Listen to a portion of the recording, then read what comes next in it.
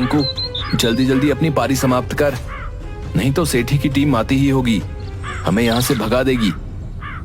अरे यार, ऐसे कैसे हटा देगा? उन लोगों के चलते ही सुबह 4 बजे से खेल लें, आएंगे तो थोड़ा इंतजार करेंगे। भाई, ये गांव के मठ की सार्वजनिक जमीन है, इसमें सबका बराबर का हक है। बात तो तुम्हारी बिल्कुल सही है बंकू, लेकिन यह भी बात सही है कि यह जमीन मठ को उसके ही पूर्वजों ने दान में दी थी। जब दान में दे दी गई तो फिर ये मठ की जमीन हो गई ना, और मठ की जमीन सार्वजनिक होती है, उस पर सभी का समान अधिकार होता है। चल तू बॉलिंग कर, मेरी पारी अभी बाकी है। बंकू अपने टीम के साथ खेल रहा था, तभी सेठी अपनी टीम के साथ वहां पर खेलने पहुंचा।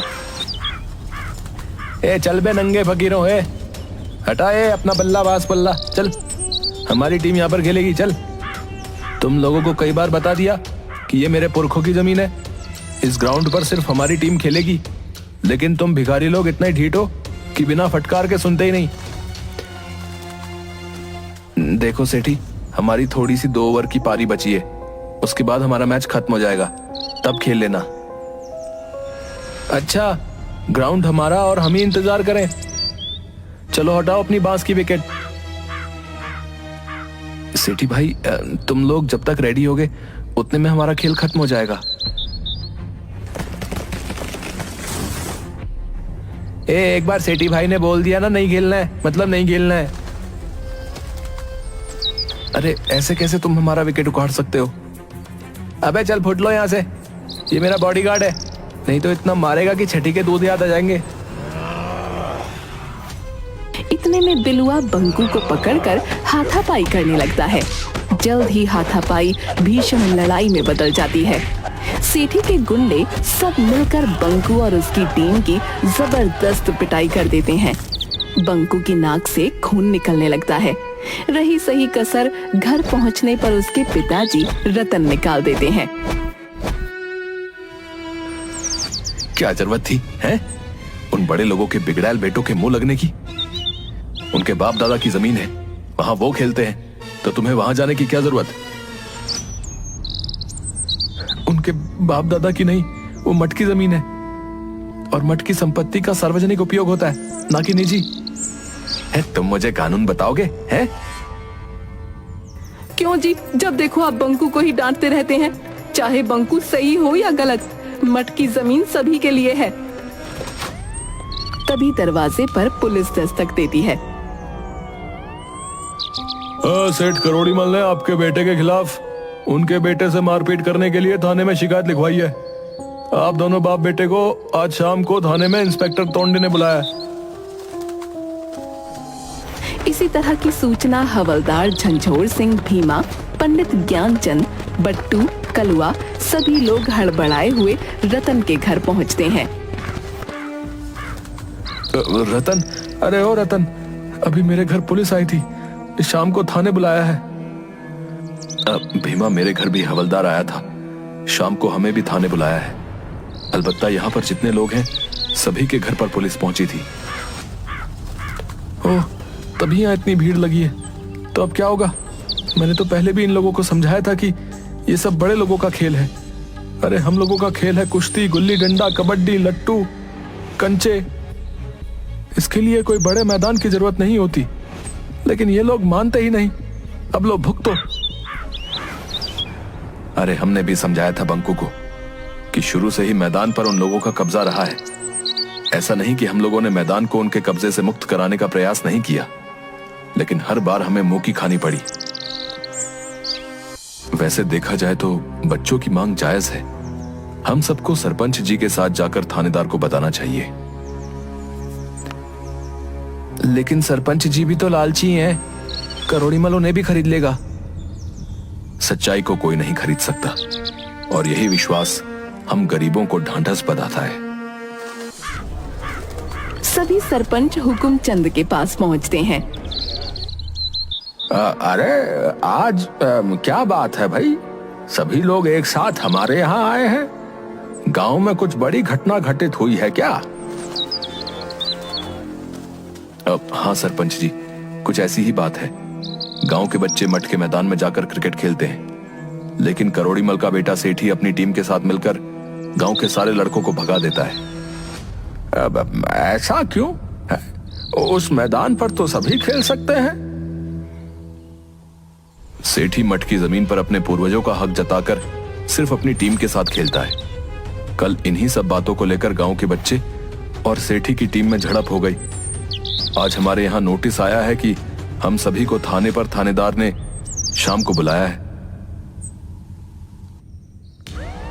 शाम को करोड़ीमल और सरपंच सहित गांव के लोग थाने पर पहुंचते हैं। देखो भाई, पहली बात तो मैं कानून को किसी को भी हाथ में लेने की इजाजत नहीं दूंगा।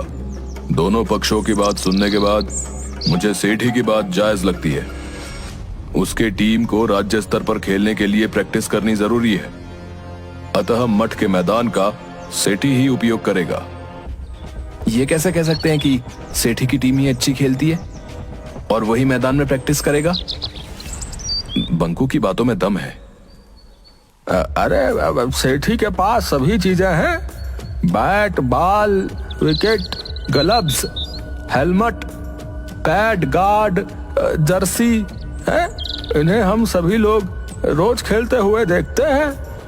गांव के बच्चे उनका मुकाबला कर ही नहीं सकते।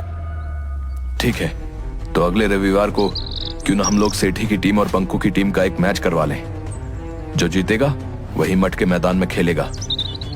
हाँ भाई, क्या कहते हो सेठी? हमें ये चैलेंज मंजूर है। हमें भी मंजूर है। ठीक है, तो अगले रविवार को सेठी और बंकू की टीम के बीच मुकाबला होगा। जो जीतेगा मैदान पर आगे वही खेलेगा। तब तक जैसी स्थिति है वैसा ही रहेगा। लेकिन बंकू की टीम प्रैक्टिस कहां करेगी? वो सब मैं नहीं जानता। रविवार तक यथास्थिति ही रहेगी।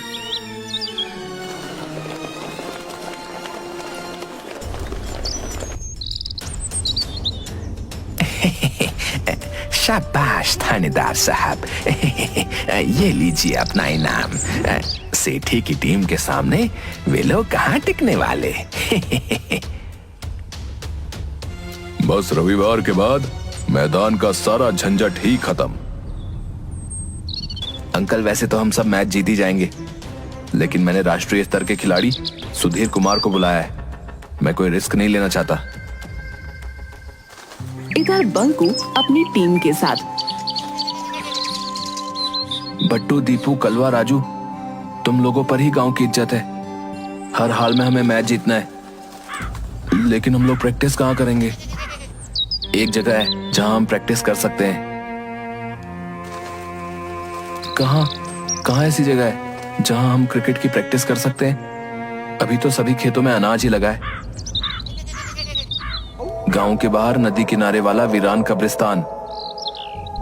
नहीं बाबा, सुना है वहां के बरगद के पेड़ पर भूतों और अतृप्त आत्माओं का वास है। हमें याद रखना होगा कि हिम्मत मर्दा तो मदद खुदा। हम सभी को दिल मजबूत कर हिम्मत के साथ प्रैक्टिस करनी होगी। हमारे पास वक्त बहुत कम है। दूसरे दिन से सेठी मठ की जमीन पर अपनी प्रैक्टिस स्टार्ट कर देता है। दूसरी तरफ बंकू अपनी टीम के साथ गांव के बाहर वीरान कब्रिस्तान में अपनी प्रैक्टिस जारी रखता है। बट्टू, तुम कीपिंग करोगे। राजू, तुम स्लिप पर रहोगे। कलवा, तुम्हारा थ्रो बहुत अच्छा है, तुम लॉन्ग लेग बाउंड्री पर रहोगे। नहीं, लॉन्ग लेग बाउंड्री पर भूतों वाला बरगद का पेड़ है, मैं नहीं जाऊंगा वहां। ठीक है, वहां पर मैं रहूंगा। इसी तरह से दोनों टीम अपनी अपनी प्रैक्टिस जी जान से करते रहते हैं। आज शनिवार था। दोनों टीमें सुबह सुबह ही अपने अपने ग्राउंड में पहुंच चुकी थीं। दोस्तों, पिछले 5 दिन से हम लोग प्रैक्टिस कर रहे हैं। कल हमारा फाइनल दिन है। हमें अपनी जी जान लगाकर हर हाल में मैच जीतना है। हम जो गलतियां पिछले 5 दिनों से करते आए हैं उन्हें दोहराना नहीं है। चलो बट्टू, बैटिंग करो। मेरी गुगली से बचकर दिखाओ, गिल्लियां बिखेर दूंगा। ठीक है, पहले बॉल तो फेंक, बाउंड्री पार नजर आएगी। ये ले बच। बट्टू लॉन्ग लेग में जोरदार छक्का लगाता है। वाह बट्टू, लंबा छक्का। अरे ये तो पेड़ पर चली गई। भाई शाम भी हो गई, अब बॉल कौन निकालेगा? सभी लोग बॉल निकालने और न निकालने के असमंजस में रहते हैं। भाई 6:30 बज गए, रात हो गई। मैं तो जा रहा हूँ, मुझे भूतों से डर लगता है। हाँ यार, डर तो हमें भी लगता है। रुक, मैं भी चलता हूँ। एक एक कर सभी चले गए। कब्रिस्तान में सिर्फ बंकू और दीपू रह गए थे। अरे यार, आज पूर्णिमा की चांदनी रात है। दीपू तू नीचे रुक, मैं पेड़ के ऊपर चढ़कर बॉल खोज कर लेके आता हूँ। ठीक से चढ़ना। पेड़ के ऊपर गधैया भूत और भटूरिया भूत आपस में बातें कर रहे थे। अरे ये कौन हमारे पेड़ पर चढ़ा आ रहा है भाई? किसकी शामत आई है? लगता है अभी जो नीचे बच्चे खेल रहे थे उन्हीं में से कोई ऊपर आ रहा है। शायद उन्हें हमसे डर नहीं। अभी बताता हूँ बच्चों को। अरे अरे अरे अरे अरे अरे, ऐसा नहीं है। पहले जान तो लो कि वो क्यों इतनी रात में अपनी जान जोखिम में डालकर यहाँ आ रहा है। ठीक है। ए, कौन हो तुम? ऊपर कैसे आ गए भाई? तुम्हारी इतनी हिम्मत? दीपू, जो अभी तक हिम्मत रखे हुए था, वो भूत की आवाज सुनते ही बिना पीछे देखे भाग गया। बंकू डरते हुए सारी बात भटूरिया और गधैया को बताता है। तुम सही कह रहे हो लड़के, इन्हीं के पूर्वजों ने हमें मारकर दफन कर दिया था। डरो मत बच्चा, हम तुम्हारे साथ हैं। जहां अन्याय होगा मैं तुम्हारे साथ रहूंगा। अब आप लोगों को लोग बदमाश बोलते हैं। अरे असली बदमाश तो करोड़ीमल, सेठी, हुकुमचंद और थानेदार टोंडे जैसे हैं। ठीक है, कल का मैच हम लोग भी देखने आएंगे।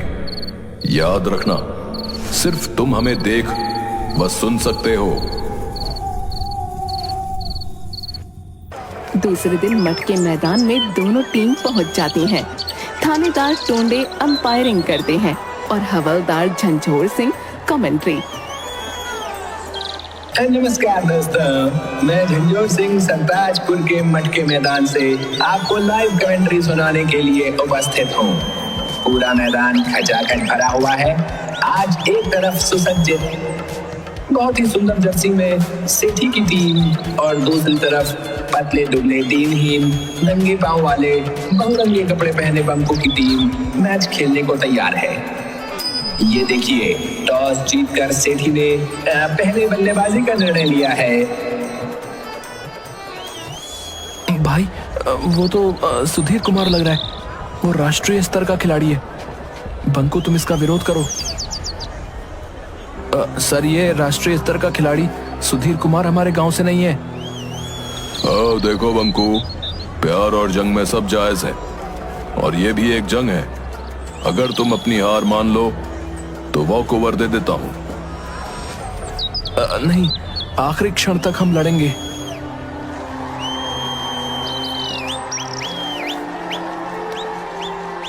हाँ तो भाइयों, अंपायर से बंकू की कुछ बातचीत के बाद मैच शुरू हो गया है।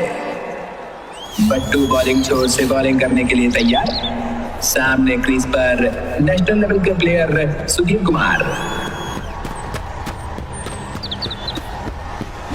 और ये पहली बॉल, और पहली ही बॉल को सुधीर कुमार ने बाउंड्री के पार पहुंचा दिया है। लग रहा है कि खेल एक तरफा होने वाला है। और ये तीसरी बॉल पर भी छक्का। सुधीर कुमार ने पहली 3 बॉल पर ही छक्के लगाकर आगाज दे दिया है कि अंजाम क्या होगा। बंकू अपनी हताश टीम को उत्साहित करते हुए, और ये मैच के आखिरी गेंद पर भी बाउंड्री पार। 20 ओवर में कुल 387 रन। अब देखना है कि बंकू की टीम कितने 100 रनों से हारती है। बंकू की टीम का आया राम गया राम की तरह 3 ओवर में 13 रन पर 8 विकेट गिर जाते हैं।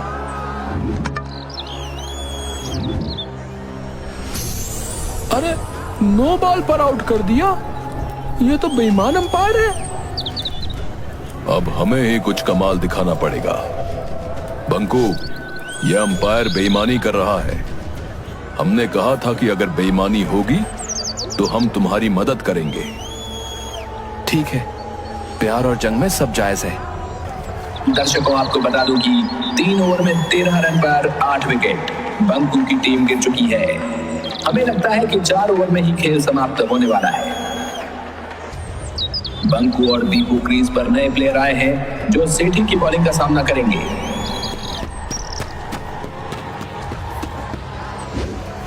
सेठी ने ये बॉल डाला और बॉल बाउंड्री के पार। वाह, बंकू की टीम का ये पहला छक्का। दूसरी बॉल सेठी की और फिर बॉल मैदान के बाहर।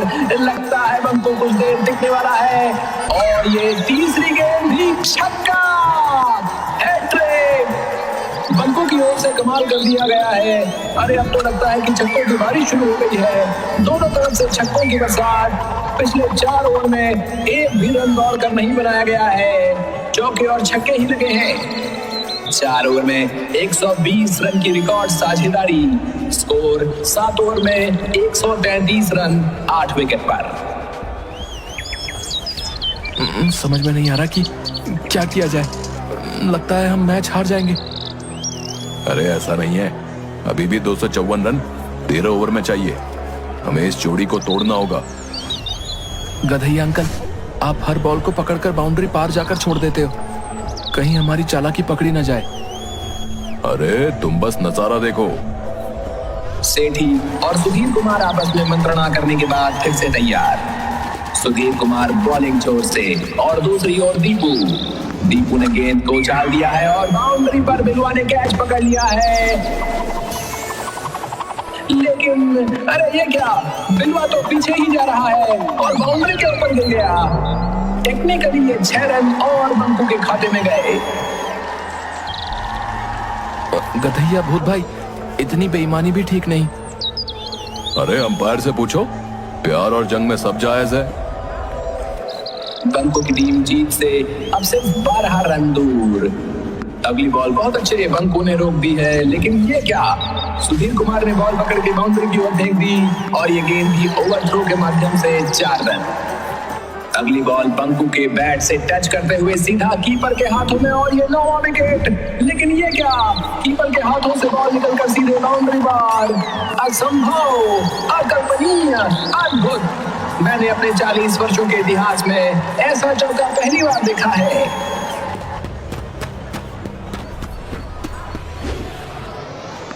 और ये गगनचुंबी छक्के के साथ मैच समाप्त होता है। बंकू की टीम 2 विकेट से मैच को जीत चुकी है। यानी इस मट की जमीन से सेठी और गरोड़ीमल का दावा अब इतिहास बन चुका है। अब इस मैदान पर गांव के सभी बच्चे खेलने के लिए स्वतंत्र हैं। गांव के सभी लोग दौड़कर बंकू और उसकी टीम को कंधे पर उठाकर मैदान के चारों ओर चक्कर लगाते हैं और जयकारे लगाते हैं। बंकू गधैया भूत और भटूरिया भूत को बरगद के पेड़ की ओर जाते हुए देख रहा है। बंकू की आंखों से लगातार खुशी के आंसू निकल रहे थे।